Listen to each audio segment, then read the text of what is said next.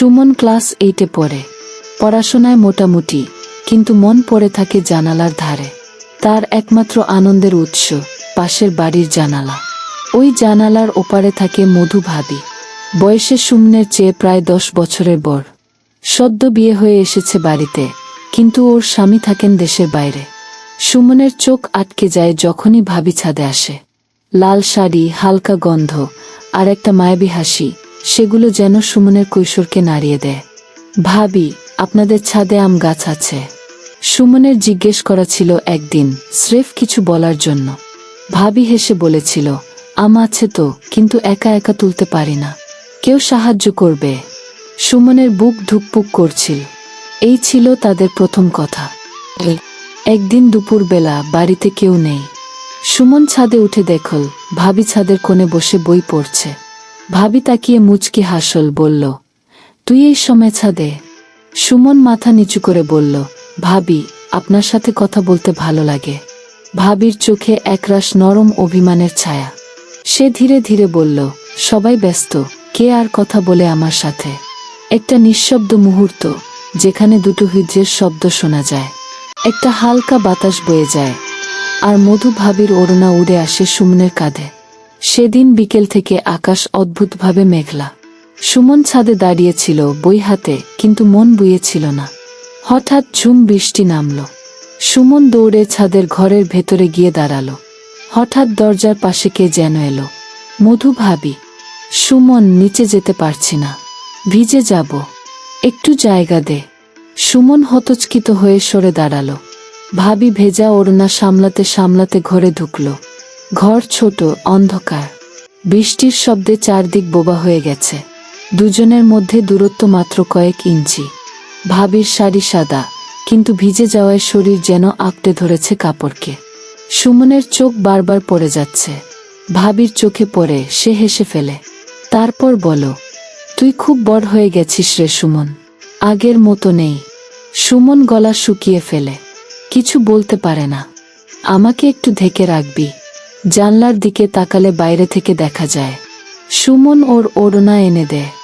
ভাবি ওড়নাটা গায়ে জড়িয়ে বলো, ধন্যবাদ, তুই পাশে আছিস বলেই সাহস পাই। বৃষ্টির ভেতর একটা নরম সম্পর্কের শুরু হয়ে যায়। বৃষ্টির রাত কেটে গেছে, কিন্তু সুমনের মনে যেন এক ধরনের ঢেউ রয়ে গেছে। সে রাতের কথা ভাবলেই বুক ধকধক করে ওঠে। ভাবির চোখে ভয় ছিল, কিন্তু সেই ভয়ের আড়ালে যে কোমল নির্ভরতা ছিল, সেটা সুমনের চোখ এড়ায়নি। পরদিন বিকেলে ছাদে বসেছিল সুমন। হঠাৎ পেছন থেকে এক মৃদু কণ্ঠ, কাল রাতে আমি একটু বেশি ভয় পেয়ে গিয়েছিলাম, তাই না? সুমন ঘুরে দেখল মধু ভাবি দাঁড়িয়ে। আজ ওর চোখে কাজল নেই, চুল খোলা, একটা সাদামাটা ছাপার সালোয়ার কামিজ, কিন্তু তাও একরকম অনির্বচনীয় সৌন্দর্য। না ভাবি, আপনি ভয় পেয়েছিলেন ঠিকই, কিন্তু আমি তখন খুব সাহসী হয়ে গিয়েছিলাম। ভাবি হেসে ফেল। তারপর ধীরে এসে সুমনের পাশে বসল। একটু নীরবতা। তারপর ভাবির হাত ছুঁয়ে গেল সুমনের হাত। সুমন শিউরে উঠল। সেই প্রথমবার কারো স্পর্শে এতটা ভিজে যায় সে। ভাবি আস্তে করে বল, তুই জানিস, তোকে আমার খুব নিজের মানুষ মনে হয়। তোকে দেখলে মনে হয় বুঝি কেউ সত্যি আমার কথা ভাবে। সুমন কিছু বলতে পারল না। তার গলা শুকিয়ে গেল, কেবল মাথা নাড়ল। ভাবি তার হাতটা আলতো করে চেপে ধরল। একটা কথা রাখবি? কি? আজ থেকে আমাদের কথাগুলো শুধু আমাদের মধ্যে থাকবে, অন্য কাউকে বলবি না। সুমন মাথা ঝাঁকাল। সেই মুহূর্তে দুজনেই জানত তারা একটা সীমারেখার খুব কাছাকাছি চলে এসেছে। পরদিন সুমন তার পড়ার টেবিলে এক খাম পেল। বাইরে লেখা, সুমনের জন্য। হাতের লেখা পরিচিত, মধু ভাবির। ভেতরে কাগজে লেখা, সুমন, তুই আমার একমাত্র আশ্রয় হয়ে উঠছিস দিনে দিনে। তোর সাথে কথা না বলে এক একটা দিন কাটানো আমার কাছে কষ্টের। কেউ বুঝবে না, কিন্তু তুই বুঝবি। ভাবি। সুমনের হৃদয় লাফিয়ে উঠল। তার কৈশোরের ভিতরে কোনো এক অজানা নদী গর্জে উঠল। সেই রাতেই সে জানালায় দাঁড়িয়েছিল, চিঠির জবাব হাতে। ভাবির জানালায় আলো জ্বলছিল। দুজন চোখাচোখি করল। সুমন হাতে থাকা চিঠিটা ওর দিকে তুলে ধরল। ভাবি একটুকু হেসে জানালা খুলে। সুমনের মনে এখন শুধু মধু ভাবির কথা। তার স্কুল পড়া সবই যেন কেমন ফাঁকা। একদিন দুপুরে সুমন ছাদে বসে বই পড়ছিল। ভাবি হঠাৎ তার পেছনে এসে দাঁড়াল, গলা নামিয়ে বলল, চিঠির জবাব পেলাম, পড়েছি। তুই খুব মিষ্টি করে লিখিস। সুমনের মুখ লাল হয়ে গেল, কিন্তু সে সাহস করে বলল, ভাবি, আমি কেমন যেন বদলে যাচ্ছি। আপনাকে না দেখলে দিনটাই যেন ফাঁকা ফাঁকা লাগে। এটা কি ঠিক? ভাবি কিছুক্ষণ চুপ, তারপর বলল, তুই যা অনুভব করিস আমিও করতাম যখন তোর মতো বয়সে ছিলাম, কিন্তু আমার এখন দায়িত্ব আছে। তোর ভাবি আমি, এটা ভুলে যাস না। সুমন চুপ করে থাকে। ভাবি ধীরে ধীরে তার পাশে এসে বসে, তার মুখের খুব কাছে এসে বলে, তবে মনে রাখিস, কিছু অনুভব শব্দে বলা যায় না, শুধু অনুভব করতে হয়। তাদের মাঝখানে হাওয়াতে ভাসে একরাশ উত্তাপ, একটি চোখে চোখে কথা, একটি অশ্রুত মর্মর। এক সন্ধ্যায় সুমনের মা বলল, এই যে পাশের বাড়ির ভাবির সাথে তোর কেমন বন্ধুত্ব হলো? ছাদে তো রোজই দেখা যায় তোমাদের। সুমনের বুক কেঁপে উঠল। মা কি সন্দেহ করছে? সে কিছু না বলে উঠে পড়ে বাইরে চলে যায়। ভাবিকে মেসেজ করে, দেখা করতেই হবে আজ, কিছু একটা বলতে চাই। রাত 9টার দিকে মধু ভাবি সুমনের ছাদে এল। চারদিক অন্ধকার, কেবল তাদের দুজনের নিঃশ্বাস শোনা যায়। সুমন বলল, সবাই বুঝে ফেলছে ভাবি, আমরা কি ভুল করছি? ভাবি চুপ করে দাঁড়িয়ে থাকে, তারপর ধীরে ধীরে এগিয়ে এসে সুমনের গাল ছুঁয়ে বলে, ভুল আর ঠিক কেউ ঠিক বলে দেবে। তুই তো আমার শূন্যতা পূরণ করেছিস সুমন, আমিও তোকে ভালোবেসে ফেলেছি ছোটু। সুমন প্রথমবার শুনল ভাবির কণ্ঠে নিজের নামে একটা ভাঙা কোমলতা। তাদের ছায়া মিলেমিশে একাকার। দূরে কারো পায়ের শব্দ। সুমন ফিসফিস করে বলল, কেউ আসছে। ভাবি চমকে উঠে ছাদ থেকে নামতে যাবে, তখনই নিচের বারান্দা থেকে সুমনের মা ডাকল, সুমন, কোথায় গেলি রে? সুমন আর ভাবির চোখে ধরা পড়ার আতঙ্ক। এখন কি হবে? সুমনের মা সেদিন রাতে কিছু বলেনি, শুধু তাকিয়েছিল একভাবে।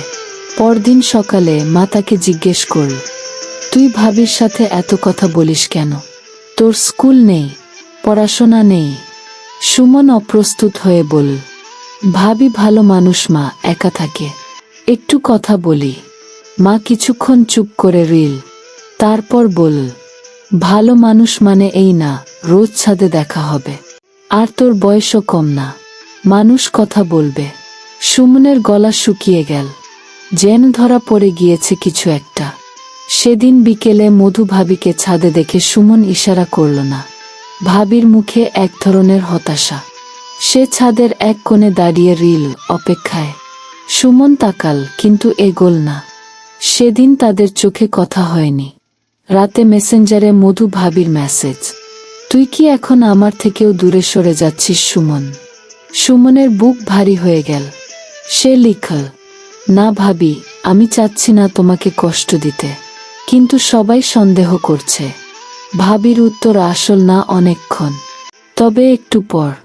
তাহলে আস কাল রাতে, একবার, শুধু একবার, চিরদিনের মতো যদি দূরে যেতে হয়, তার আগে আরেকবার কাছে বসতে চাই। রাত 10টা। সুমন ধীরে ধীরে ছাদের দরজা খুল। ভাবি আগে থেকে এসে বসেছিল, একপাশে মুখ ফিরিয়ে। আজ সে শাড়ি পরেনি, সাদা কামিজ, খোলা চুল, আর চোখে লেগে আছে অদ্ভুত এক বিষাদ। সুমন কাছে গিয়ে বসল। ভাবি, আপনি ঠিক তো? ভাবি কিছু বলল না। হঠাৎ সুমনের কাঁধে মাথা রেখে বল, তুই জানিস আমি কি চাইছিলাম? এইটুকু ভালোবাসা, একটু নির্ভরতা, একটা নামহীন সম্পর্ক, যা কেবল আমাদের মধ্যেই থাকবে। সুমনও চুপ করে মাথা নিচু করল। তার কাঁধে ভাবির কপাল, তার বুকের মধ্যে দপদপ করছে কিছু। ভাবি ধীরে ধীরে সুমনের মুখের দিকে তাকিয়ে বল, আমার ভয় করছে সুমন, আমার স্বামী ফিরছে আগামী সপ্তাহে। এই সময়টুকু, এই রাতগুলো, তুই জানিস না কতটা আমার নিজের হয়ে উঠেছিল। হঠাৎই একটা ঝড়ো হাওয়া আসে, ভাবির ওড়না উড়ে যায়।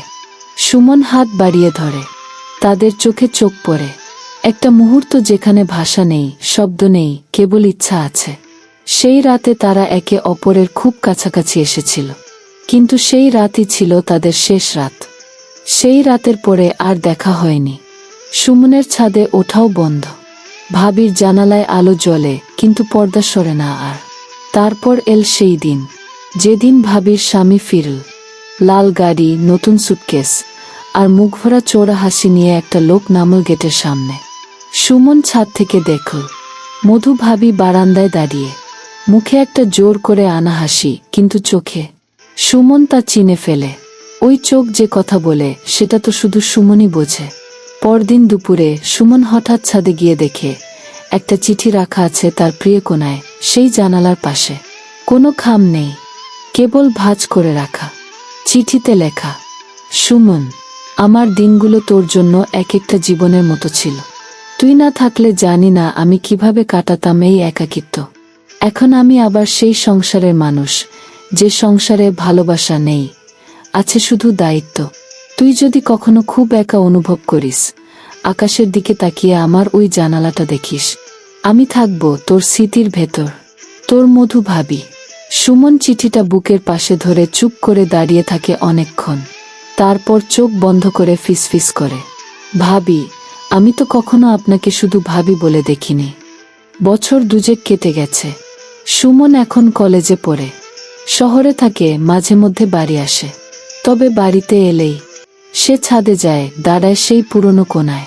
ভাবির জানালাটা এখনো আছে, আরও মোটা পর্দা হয়েছে, কিন্তু একদিন রাতে হঠাৎ আলো জ্বল, আর জানালার পর্দার ফাঁকে একটা চেনা মুখ তাকিয়েছিল কিছুক্ষণ। সুমন চোখে জল নিয়ে হাসল। সে জানে কিছু সম্পর্ক থেকে যায়, নামহীন, শব্দহীন, শুধু অনুভব হয়ে। একটা জানালার মতো, যা খোলা থাকে কিন্তু পেরোনো যায় না।